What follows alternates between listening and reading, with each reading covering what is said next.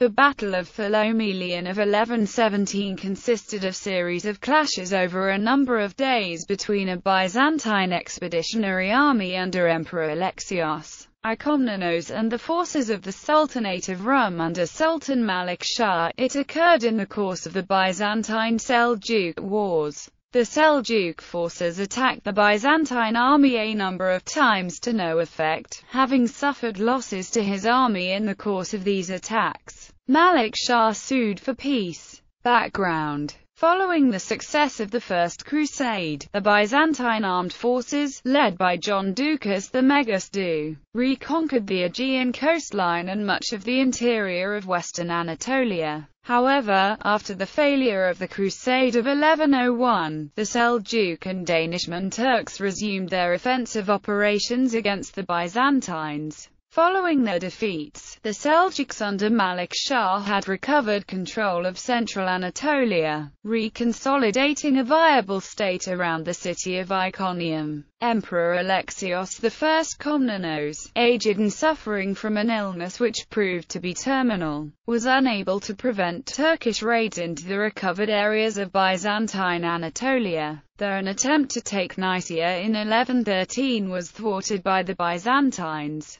In 1116 Alexios was able to personally take the field and was engaged in defensive operations in northwest Anatolia, basing his army at Lopadion, and later at Nicomedia. He succeeded in defeating raiding Turks in a minor battle at Poem and Enon. After receiving reinforcements to his army, Alexios decided to move on to the offensive. Byzantine advanced to Philomelion. In the campaign of Philomelion, Alexios led a sizable Byzantine army deep into the Anatolian interior. Anna Komnena, the primary source for the campaign, implies that the Seljuk capital of Iconium was the goal of the expedition. But evidently Alexios abandoned this plan and contented himself with staging a conspicuous show of force and evacuating the native Christian population from the Turkish-dominated areas his army passed through. The Byzantines were to employ a new battle formation of Alexios devising, the parataxis.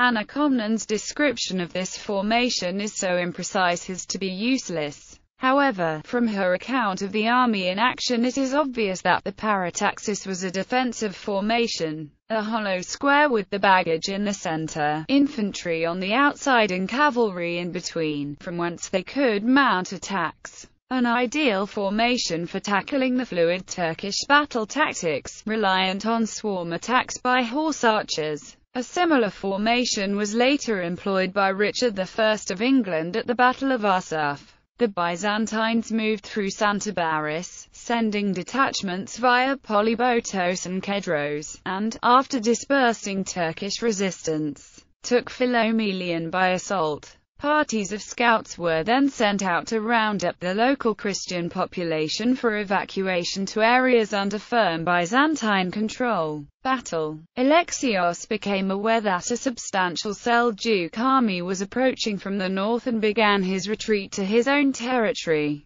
His army resumed its defensive formation with the civilians accompanying the baggage in the center. The Turks, under an officer called Manul, were initially baffled by the Byzantine formation and did not attack with any vigor. However, the following day Sultan Malik Shah arrived and the Byzantines were attacked in earnest. The Turks mounted a simultaneous attack on the van and rear of the Byzantine army. The Byzantine cavalry made two counterattacks. The first seems to have been unsuccessful, with Alexios' son Andronikos being killed. A further counterattack was more fortunate, led by Nicephorus Bryennios the Younger, the leader of the Byzantine right wing. It broke that part of the Turkish force led in person by the Sultan, which then turned to flight. Malik Shah narrowly escaped capture. The Seljuks then made a night attack, but the Byzantine dispositions again frustrated him. The following day Malik Shah again attacked, his troops completely surrounding the Byzantine army on all sides. The Turks were once more repulsed with loss, having achieved nothing. The next day Malik Shah sent to Alexios with proposals for peace. Aftermath. Alexios and Malik Shah met, Alexios throwing his own costly cloak around the Sultan's shoulders.